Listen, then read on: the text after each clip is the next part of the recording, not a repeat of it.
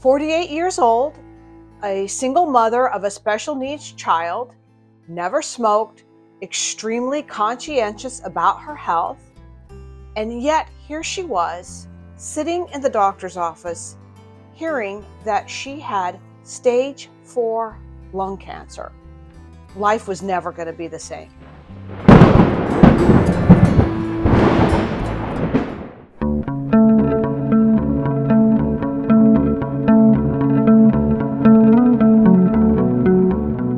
Hi, welcome. I'm Lori. This is Walking on the Edge, Living with Cancer. I'm here with my sister Sherry, who you will meet in just a second. This is June 2024. As of this time, she is a 6-year stage 4 lung cancer survivor.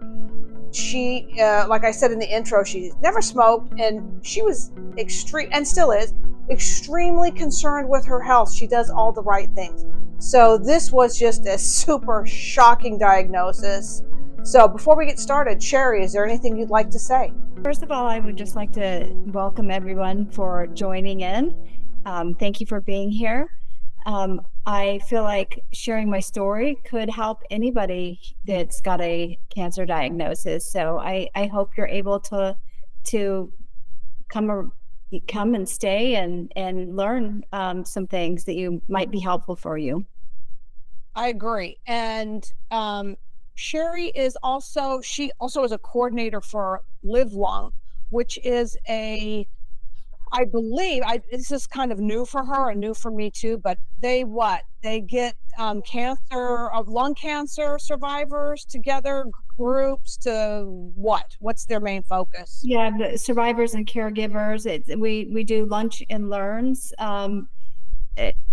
where we've got expert speakers that come and talk, and on all sorts of different subjects, whether we have a pulmonologist come speak, maybe we'll have a radiologist or oncologist, dietitians. We have some excellent speakers come and speak at our lunch and learns. And right. I'm sorry. No, it's okay. I'm glad that you brought up the families, because sometimes we forget that the families can be almost as impacted as the person that's dealing with the cancer. So that's one thing that we want to, touch on here. Sherry is not only a cancer survivor. Her and I were also caregivers to our mother, who died of colon cancer back in the 80s. We were really young. We lost our mom very young to cancer. And hers was a really torturous, long 2-year journey. So she is also not just a cancer survivor herself, but she understands, the toll that cancer can take on a family. And, just like all families, it wasn't just my mom. My husband has skin cancer, and has siblings that have serious cancers, stage 4, but there's a stage 4 in there also. So this is just something that, is something that, like with all other families, that we just feel like we want to give back, help others. And I don't think there's such a thing as a family that hasn't been touched by cancer. Oh, I agree completely. There's not a family in America that hasn't been touched. So that's why we started this channel, because it's not just our family, it's just families everywhere, all around the world. And it just seems like it's getting younger and younger demographics. So what we're going to do is we're going to be talking about the latest treatments, clinical trials, complementary therapies, mental and emotional help, how to go on disability, dealing with your insurance, Medicare, and strategies to live your very best life.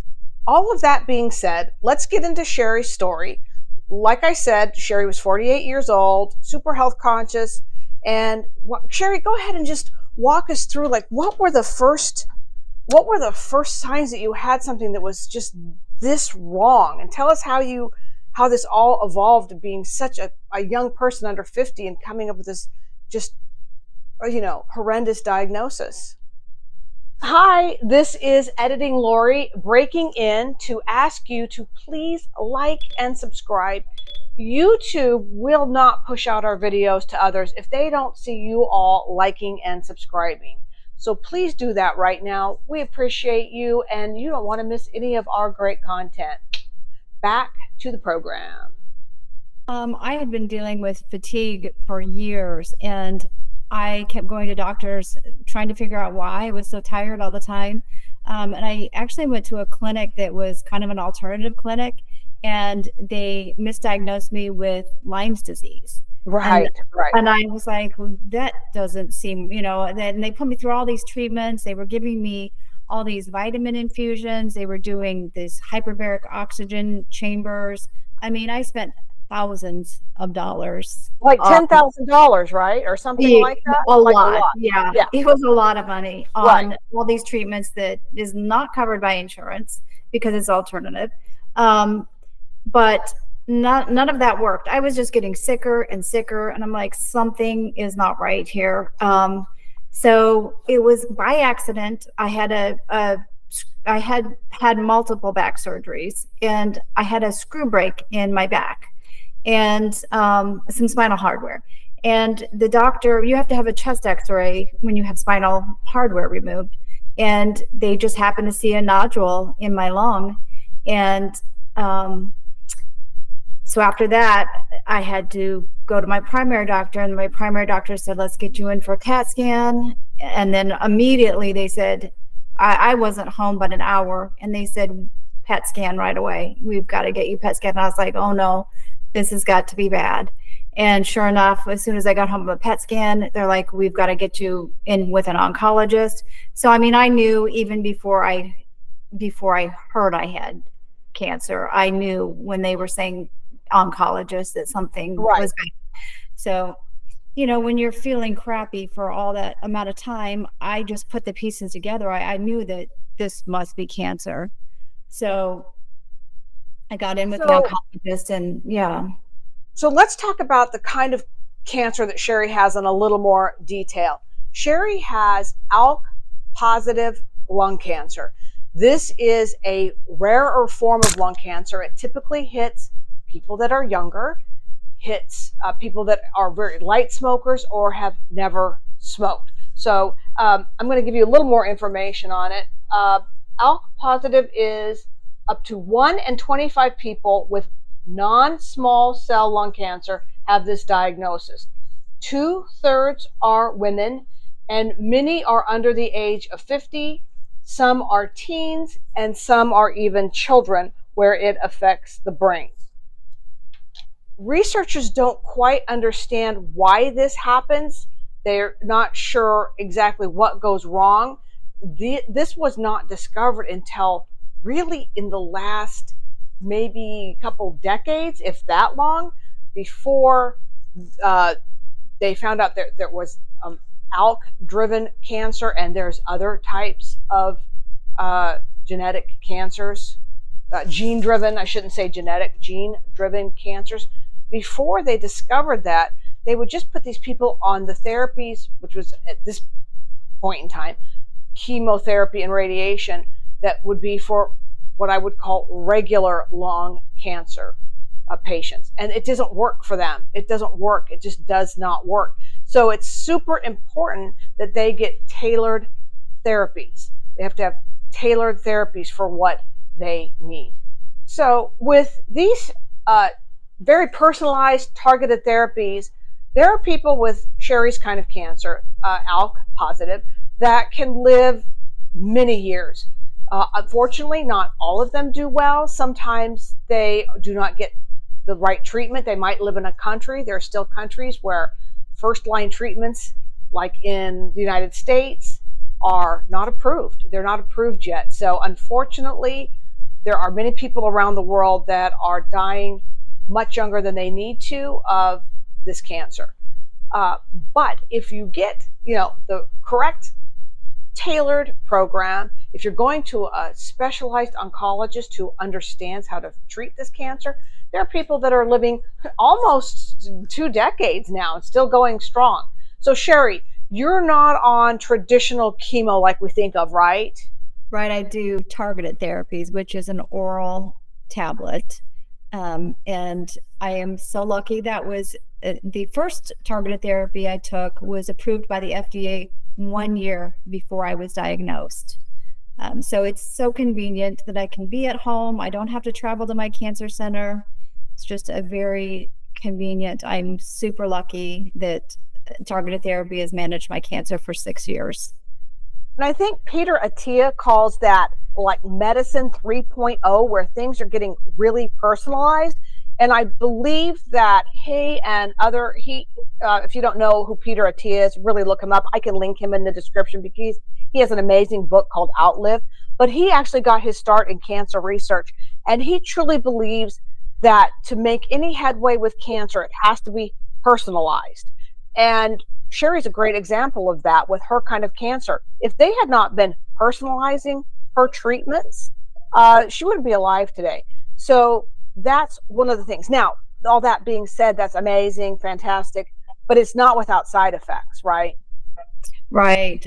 There's a lot of GI upset. I have to take migraine medication because I have migraines often. The sun sensitivity it's out. I mean, it's awful. I get blisters, I get rashes. So I have to be covered up from head to toe. I live in a state where the weather is incredibly hot and humid in the summer times. So it's really tough, the sun part. So yeah, that's a rough side effect. Yeah, but I mean, I'm alive, I'm well, so I just feel like, this is what I do to stay alive. So, but on top of that, she belongs to a Facebook group, as do I, for people that are caregivers and have lung cancer. And you see that each and every person deals with different side effects. It's not just one person may have this and another person may have that. These drugs really affect everybody in different ways. So whereas one person might need something, another person might need something else, and there's so many questions. And that's another reason we started this channel, because you can go onto this Facebook page and every day there's questions. How do you deal with the sunburn? Where do you get this? How do you do this? And it's not just for this kind of cancer either, because more and more and more people are getting on targeted therapies and immunotherapies. And there's just so much out there that I think needs to be said, and so many questions that we can answer. And Sherry's been dealing with this for 6 years. So she has a lot of answers. So on top of that, on top of your targeted therapy, what else do you do to deal with the mental and physical side effects of your treatment? I knew right away that I needed to have a therapist. So I got into counseling immediately. And I would say that was the best thing I ever did, was get a therapist. So that was what I did for my mental health. Then I got connected with other cancer patients that have the same kind of cancer as I do. And we meet often virtually. But we do all sorts of things. I am in an art therapy group. So I really took up a love for painting. So I do watercolor. I am in a book club. That's a local thing here, though. I do yoga. We do meditation at the beginning of the yoga. In fact, Laura, you've been in a yoga class with me that is for cancer patients. And I mean, it's amazing. We do self-massage. We've learned about the kidney 1 point, which is at the bottom of your foot, which helps with, there's so many things. If you can Google kidney 1 point, or maybe we can even link that to the kidney 1 point, it's called the bubbling spring. That helps with insomnia. There's just so many things that the kidney 1 point helps for. That I can't even tell you how much that's helped me physically. But yeah, yoga, my therapist recommended that I get, my dog had died like a year after I got diagnosed. And so that was really hard. And I waited a year, and she's like, maybe you need another little pet. So I got a cat. He's been like my therapy cat.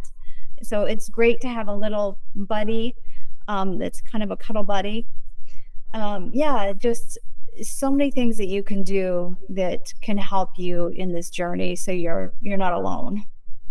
I agree completely. I in this day and age, we get so much like how social media is so awful and so horrible, but the truth of the matter is that without these connecting online, there are so many people that would not have the information that they need, including Sherry. If you live in a small community and you're not in a big city with access to groups, you're out in the cold. But today, everyone can get involved. So no matter what kind of cancer you have, no matter if you have breast cancer, colon cancer, lung cancer, skin cancer, the most important thing you can do is to connect with your community, especially since we know now that personalized medicine, this is the future of it. And just like, let's take breast cancer for an example, not just lung cancer. That's an umbrella term for a disease, but within that disease, there are wedges of diseases. It's different kind, they're treated different ways. That's the way that cancer is going to be treated now and in the future. You need a team who understands that. So important. That's one thing that we want to stress in this video. Sherry wouldn't be alive without this community. This has been such a roller coaster. When she was diagnosed at 48, honestly, I'm speaking from the heart here. I didn't know if she would make it to 50. I really didn't think she would. I didn't understand what this ALK positive was. As it turns out, she's almost a senior citizen status now. She's got a birthday coming up, so happy birthday to her. So it's this bittersweet thing. You want to live long, but who really wants to get old? So in any event, Sherry, is there anything that you want to say before we land this plane? I would just like to say to anybody who is struggling or having a hard time, please don't be afraid to seek a licensed mental health counselor. I think it's the best thing you can do to help you in your journey. I agree. Thank you. We will see you next week in another video. Thank you so much. Thank you.